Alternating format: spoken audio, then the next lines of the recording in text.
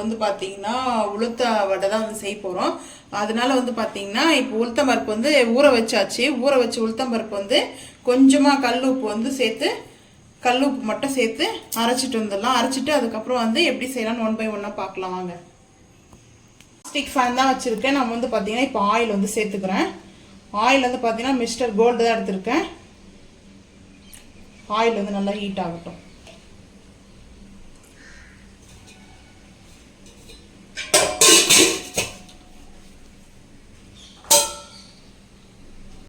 இப்போ வந்து பார்த்தீங்கன்னா நம்மளுக்கு உளுத்த மாவு வந்து பார்த்தீங்கன்னா சூப்பராக வந்து அரைப்பட்டுச்சு.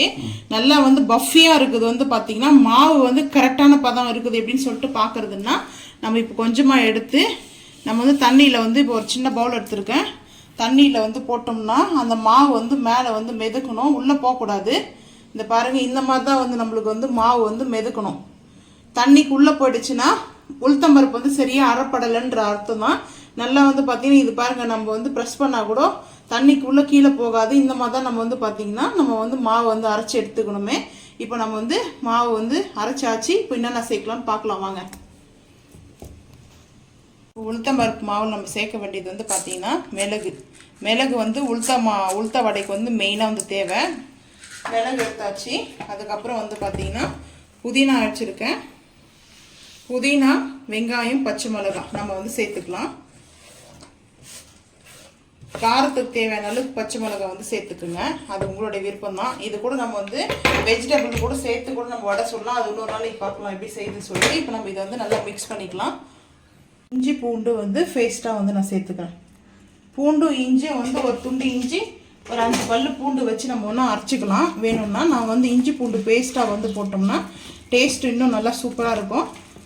நல்லா அந்த ஸ்மெல்லு சூப்பராக இருக்கும். ஸோ அதனால் வந்து பார்த்திங்கன்னா எல்லாம் போட்டு நம்ம இதை மிக்ஸ் பண்ணிக்கலாம். இந்த மாதிரி நம்ம வந்து மிக்ஸ் பண்ணிவிட்டு இப்படி பண்ணும்போது நான் வந்து சோட்டா மாவுலாம் வந்து சேர்க்க மாட்டேன். கடையில் வந்து சோட்டா மாவு, சில ரவை, மைதாலாம் சேர்ப்பாங்க. பச்சரிசி மாவும் சேர்ப்பாங்க கிறிஸ்பியாக வரத்துக்காக. நம்ம வந்து வீட்டுக்காக செய்கிறதுனால இப்படி தான் நம்ம வந்து செய்வோம். இப்போ வந்து பார்த்திங்கன்னா ஆயில் வந்து நல்லா ஹீட் ஆகிடுச்சு. இப்போது நம்ம வந்து தண்ணியில் வந்து ஃபஸ்ட்டு வந்து கை வந்து டிப் பண்ணிவிட்டு நம்ம இந்த மாதிரி வந்து பார்த்திங்கன்னா இப்போது ஒரு பெரிய ஹோல்ஸ் போட்டுக்கலாம். இந்த மாதிரி ஹோல்ஸ் போட்டு நம்ம அப்படியே வந்து விட்டுக்கலாம். எண்ணெய் நல்லா சூடாக இருக்குது. கையை அந்த மாதிரி தண்ணியில் டிப் பண்ணி நம்ம வந்து பார்த்திங்கன்னா இந்த மாதிரி ஹோல்ஸ் போட்டுக்கலாம். நம்ம அப்படியே மாவு நம்மளுக்கு எவ்வளோ அளவாக வேணுமோ எடுத்துகிட்டு நடு சைடில் ஓட்ஸ் போட்டு நம்ம அப்படியே அழகாக வந்து விட்டுக்கலாம். இந்த மாதிரி நம்மளுக்கு என்னென்ன ஷேப் வேணுமோ அந்த ஷேப் கொஞ்சம் பெருசாக இல்லை சின்னதாக சைஸ்க்கு வந்து நம்மளுக்கு வந்து விட்டுக்கலாம். இப்போ நம்ம மாவு எடுத்து அப்படியே ஓட்ஸ் போட்டு அப்படியே நம்ம வந்து ஆயிலில் வந்து விட்டால் நல்லா வந்து பார்த்திங்கன்னா 2 பக்கமும் திருப்பி நம்ம வந்து போடணும். ஒரே பக்கமாக பார்த்தீங்கன்னா செவந்துரும், ஒரு பக்கம் வேகாமல் இருக்கும். பார்த்திங்கன்னா நல்லா வந்து ப்ரௌன் கலரில் வரும். பார்த்திங்கன்னா இந்த மாதிரி நம்மளுக்கு வந்து வரும். நான் வந்து ஃபுல்லாக வடையெல்லாம் போட்டுட்டு அப்புறம் பார்க்கலாம். இப்போ நல்லா வந்து பார்த்திங்கன்னா ஹை ஃப்ளேமில் தான் இருக்குது. போடும்போது மட்டும் நான் கொஞ்சம் லோ பண்ணிக்கிட்டேன். ஏன்னா ஆயில் வந்து பார்த்திங்கன்னா ரொம்ப வந்து கொதிக்க ஆரம்பிச்சிச்சு. இப்போ வந்து பார்த்திங்கன்னா பிக்னஸ்க்கெலாம் வந்துட்டு இது மாதிரி செய்யறதுக்கு வந்து ரொம்ப கஷ்டமாக இருக்குதுன்னா அவங்களுக்கு வந்து பார்த்தீங்கன்னா ஈஸியாக இந்த மாதிரி செஞ்சுக்கலாம்.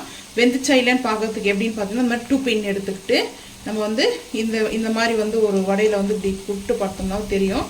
இந்த மாதிரி வந்து நம்மளுக்கு வந்து 2 பின்னில் வந்து பிடிக்கலன்னா, இந்த மாதிரி வந்து மாவு பிடிக்கலன்னா வெந்துச்சுன்னு அர்த்தம்.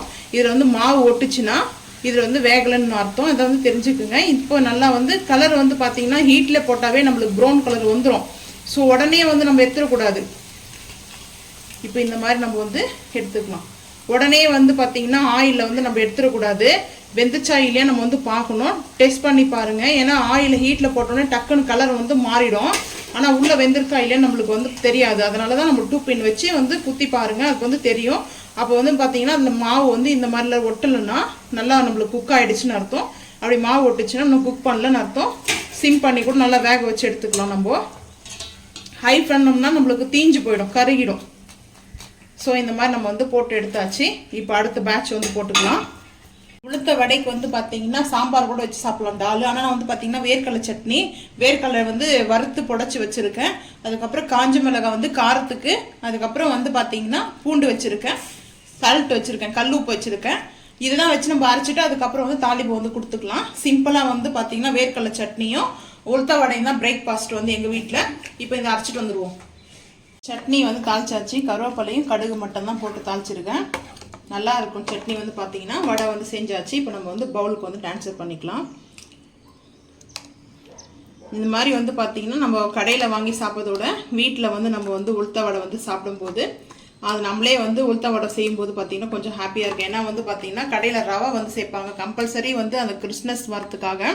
பச்சரிசி மாவு சேர்ப்பாங்க, இல்லைனா வந்து பார்த்தீங்கன்னா ரவை சேர்ப்பாங்க. இதுதான் வந்து சேர்த்து வந்து கொடுப்பாங்களே. நம்ம வந்து பார்த்தீங்கன்னா வீட்லேயே இந்த மாதிரி வந்து சேர்ந்து சாப்பிடும்போது பசங்களுக்கும் ஹாப்பியாக இருக்கும், ஹெல்த்துக்கும் ரொம்ப நல்லா இருக்கும். வந்து பார்த்தீங்கன்னா இதே மாதிரி நீங்களும் வீட்டில் வந்து செஞ்சு பாருங்கள். உளுத்த வடை செய்கிறது ரொம்ப ஈஸி தான். ஆனால் நல்லா ஊற வச்சு கரெக்டான பதத்தில் வந்து நம்ம அரைச்சோம்னா நம்மளுக்கு வந்து நல்லா பஃபியாக வரும். இதில் வந்து சோடாலாம் எதுவுமே நம்ம வந்து மிக்ஸ் பண்ண மாட்டோம். நம்ம அப்படியே வந்து வடை சுட்டது தான். டேஸ்ட்டும் ரொம்ப சூப்பராக இருந்தது. இப்போ வந்து பார்த்தீங்கன்னா நம்ம ஒன்று எடுத்து காமிக்கிறோம் பாருங்கள். இந்த மாதிரி வந்து பார்த்தீங்கன்னா மேலே வந்து கிறிஸ்மஸாக இருக்கும், வந்து பார்த்தீங்கன்னா கிறிஸ்பியாக இருக்கும், உள்ளே வந்து சாஃப்டாக இருக்கும், நல்லா இருக்கும் சாப்பிட்றதுக்கு.